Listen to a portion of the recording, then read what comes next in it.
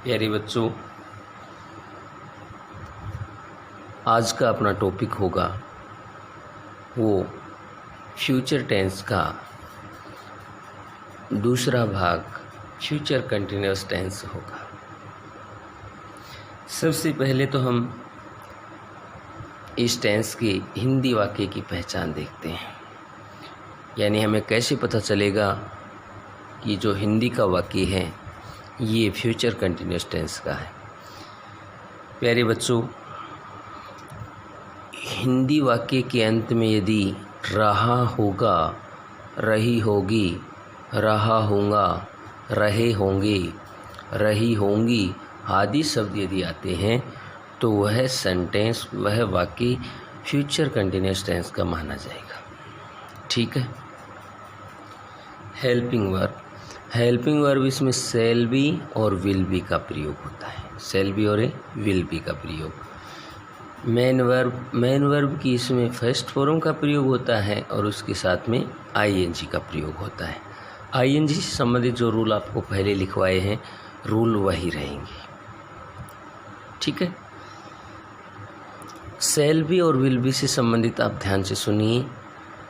इससे पहले जो हमने टेंस पढ़ा था सिंपल फ्यूचर, उसमें क्या पढ़ा था कि आई और ए वी के साथ में शैल का प्रयोग होता है, बाकी सभी के साथ में विल का प्रयोग होता है।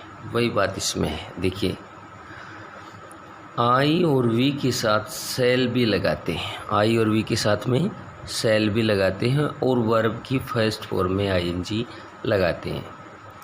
बाकी सभी कर्ताओं के साथ विल भी लगाकर और वर्ब की फर्स्ट फॉर्म में आईएनजी लगाते हैं। ठीक है। Affirmative sentences. प्यारे बच्चों, इसका पैटर्न ये रहेगा, सब्जेक्ट प्लस शैल या will plus be plus verb की फर्स्ट फॉर्म प्लस में आईएनजी और प्लस में रिमेनिंग पार्ट और लास्ट में फुल स्टॉप। ठीक है। जैसे वह एक पत्थर लिख रही होगी, वह एक पत्थर लिख रही होगी। हिंदी वाक्य के अंत में देखिए रही होगी, इसको देखते ही हमें पता चल गया कि ये कौन सा टेंस का वाक्य है, फ्यूचर कंटिन्यूअस टेंस का वाक्य है। वह सी, यानी आई और वी के साथ में तो शैल का प्रयोग हुआ, बाकी सभी के साथ में विल का। तो सी विल बी लिखना, राइटिंग ए लेटर। ठीक है। बबीता भोजन पका रही होगी, Babita will be cooking food. तो ये जो रूल है ये एक बार दोबारा से देख लो कि आई और वी के साथ में तो शैल बी का प्रयोग होगा और वर्ब की फर्स्ट फॉर्म उसके साथ में आईएनजी लगाना है, और बाकी जो कर्ताएं हैं, शेष जो करता है उनके साथ में विल बी का प्रयोग होगा और वर्ब की फर्स्ट फॉर्म में आईएनजी लगाना होगा। ठीक है। Negative sentences. इसका पैटर्न रहेगा सब्जेक्ट प्लस शैल या विल प्लस नॉट प्लस में बी प्लस वर्ब की फर्स्ट फॉर्म और प्लस में आईएनजी। यहाँ पे ध्यान देना है, सब्जेक्ट प्लस शैल या विल प्लस में नोट, यानी जो हेल्पिंग वर्ब आपको बताया था शैल बी और विल बी। नेगेटिव सेंटेंस में शैल और विल, उसके बाद में नोट लगेगा, बाद में क्या लगेगा, बी लगेगा। कहने का मतलब ये है कि शैल बी और विल बी, यानी शैल और बी के बीच में नोट लगेगा और विल और बी के बीच में क्या लगेगा, नोट लगेगा। जैसे मैं कक्षा में नहीं पढ़ा रहा हूँगा, मैं कक्षा में नहीं पढ़ा या पढ़ रहा हूँगा। देखिए, आई शैल नोट बी, यानी शैल और बी के बीच में नोट का प्रयोग होगा। I shall not be reading in the class. तो नेगेटिव सेंटेंस में ये आपको ध्यान रखना है। वे लड़कों को नहीं पढ़ा रहे होंगे, they will not be teaching the boys. ठीक है। नेगेटिव सेंटेंसेस से संबंधित रूल देखिए। नेगेटिव सेंटेंस में विल या सेल के बाद नोट लगाते हैं, ये आपको ध्यान रखना है।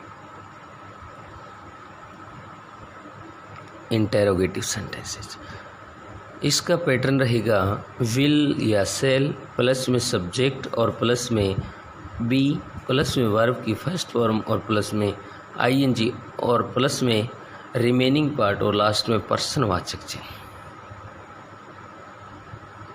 जैसे क्या वह अपना पाठ याद कर रहा होगा, क्या वह, यानी क्या पर्सन सूचक सब शुरुआत में क्या, तो हेल्पिंग वर्ब पहले लेके आना पड़ेगा वह यानी ही के साथ में किसका प्रयोग होगा, विल का, तो विल ही बी।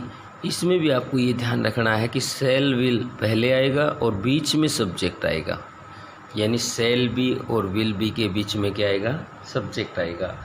तो will he be learning his lesson. ठीक है। क्या मैं अपने गांव पैदल जा रहा हूँगा, shall I be going to my village on foot, last में पर्सनवाचक चिन्ह।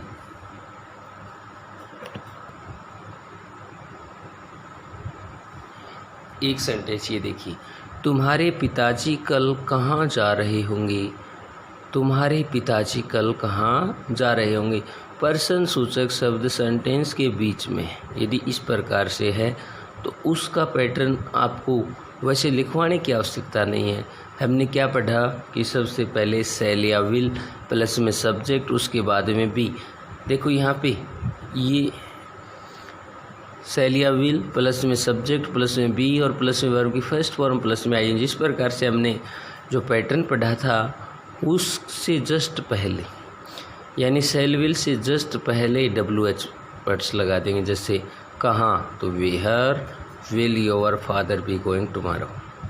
तो इसका पैटर्न इस प्रकार से भी आप याद कर सकते हो कि WH प्लस सेल या will plus subject plus be plus verb की फर्स्ट फॉर्म प्लस में रिमेनिंग पार्ट और लास्ट में पर्सनवाचक चिन्ह। वह अपनी पुस्तक क्यों नहीं पढ़ रहा होगा, why will he not be reading his book, यानी पर्सन सूचक बीच में यदि है तो WH शुरू होगा, WH क्यों के लिए why will he not be reading his book. इससे संबंधित रूल यहाँ पे लिखवा रहे नीचे। जिन वाक्यों में सबसे पहले क्या लगा हो उनका अनुवाद करते समय विल या सेल वाक्य में सबसे पहले लगाते हैं, ये बात आपको बता चुके हैं। ठीक है। अगर वाक्य के बीच में पर्सनवाचक शब्द हो तो उसकी अंग्रेजी सर्वप्रथम लगाकर विल या सेल लगाते हैं। ठीक है। नेगेटिव इंटरोगेटिव सेंटेंसेस में बी से पहले नोट और लगा देते हैं। देखो जैसे ये इंटरोगेटिव सेंटेंस है, इसी से समझेंगे हम इंटरोगेटिव नेगेटिव सेंटेंस। उसके लिए ज़्यादा आपको सोचने की आवश्यकता नहीं है, केवल सब्जेक्ट के बाद में यहाँ पे क्या लगा देंगे, नोट लगा देंगे। सेंटेंस यदि क्या से शुरू है तो विल योर फादर नोट, यहाँ पे हो जाएगा। WH से शुरू है तो where will your father not, यानी सब्जेक्ट के बाद में क्या लगा देंगे, नोट लगा देंगे।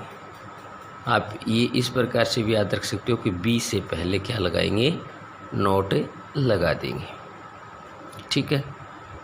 अब हम देखेंगे कि क्वेश्चन किस प्रकार से हमसे पूछा जाएगा। Fill in the blanks with the correct form of the verb given in the bracket with future continuous tense. आगे यहाँ पे दिया हुआ है फ्यूचर कंटिन्यूअस टेंस, तो आई रिक्स्थान यहाँ पे दिया हुआ है eight this time tomorrow travel. हमें ऊपर दिया हुआ है कि फ्यूचर कंटिन्यूअस टेंस का भरना है, तो आई के साथ में हमने पढ़ा कि सेल बी का प्रयोग होगा, वी के साथ में भी सेल बी का, बाकी सभी के साथ में विल बी का। तो आई सेल बी ट्रेवल में उसके साथ में यदि आईएनजी लगाएंगे तो इससे संबंधित आपको रूल क्या लिखवाया था कि अंत में एल है, आईएनजी लगाएंगे तो क्या हो जाएगा डबल एल। तो I shall be travelling at this time tomorrow.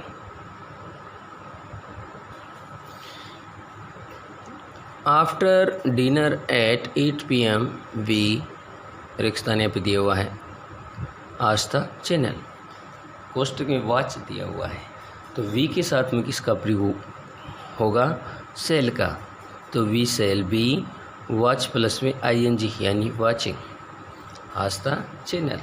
ठीक है। दी यहाँ पे रिक्स्तान दिया हुआ है at the club this evening यानी असेंबल, तो दे के साथ में किसका प्रयोग करेंगे विल का, दे विल बी असेंबल। आपको क्या बताया था आईएनजी से संबंधित है कि जिसके अंत में ई है आईएनजी लगाएंगे तो उस ई को हटा देंगे, असेंबलिंग। ठीक है, यहाँ पे एल।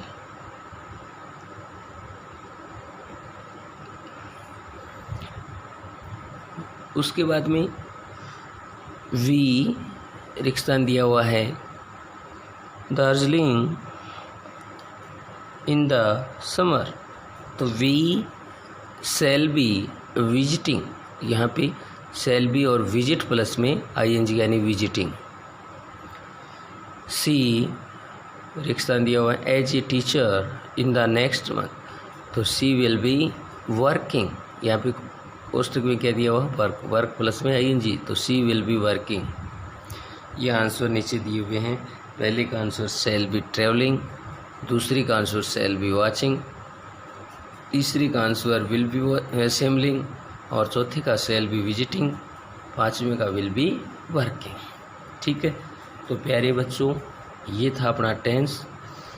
जो आज आपको बताया गया है पढ़ाया गया है उसको अच्छी तरीके से पढ़ के देखना है और अपनी फेयर कॉपी में बिल्कुल सुंदर सुंदर ढंग से करना है।